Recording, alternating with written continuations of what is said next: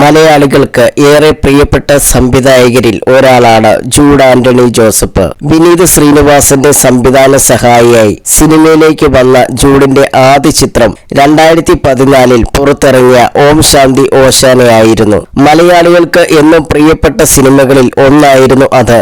2023 Jude സംവിധാനം ചെയ്ത സിനിമയായിരുന്നു. 2018 കേരളത്തിലെ പ്രളയത്തെ അടിസ്ഥാനമാക്കിയെടുത്ത ചിത്രം റെക്കോർഡ് കളക്ഷൻ സ്വന്തമാക്കിയിരുന്നു. വിനീത് ശ്രീനിവാസനെ കുറിച്ച് സംസാരിക്കുകയാണ് ജൂഡ് ആന്റണി ജോസഫ്. വിനീതിന്റെ ശിഷ്യന്മാരായാൽ സിനിമയിൽ ഏത് റോളും വിജയിക്കാനാകും എന്നാണ് പറയാനുള്ളത് എന്നും അത് സത്യമാണെന്നും ജൂഡ് ആന്റണി ജോസഫ് പറഞ്ഞു.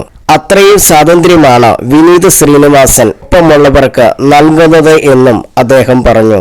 EMA എങ്ങനെ അടയ്ക്കും എന്നാലോചിച്ച് ഇരിക്കുമ്പോഴേക്കും അഭിനയിക്കാനായി ആരെങ്കിലും വിളിക്കുന്നത്. സംവിധാനത്തെക്കാൾ അഭിനയം എനിക്ക് എളുപ്പമുള്ള പരിപാടിയാണ്. രാവിലെ സീൻ കാണുന്നു, അഭിനയിക്കുന്നു, തിരിച്ചു പോകുന്നു. 2-3 ദിവസത്തെ ഷൂട്ട്, അത്യാവശ്യം പൈസ കിട്ടും. സംവിധാനം ചെയ്യുമ്പോൾ തലയിൽ തീച്ചട്ടിയും വെച്ചിട്ടുള്ള പായ്ച്ചിലാണ്. സെറ്റ് കാണുമ്പോൾ റിലീസ് ആകാൻ സാധ്യതയില്ലെന്ന് തോന്നിക്കുന്ന ചില സിനിമകൾ മുമ്പ് അഭിനയിക്കേണ്ടി വന്നിട്ടുണ്ട്. 2017 ഞാൻ നായകനായി സിനിമ വരേണ്ടതായിരുന്നു. അത് പിന്നീട് അവർ വേണ്ടെന്ന് വെച്ചു, ജൂഡ് ആന്റണി ജോസഫ് പറഞ്ഞു.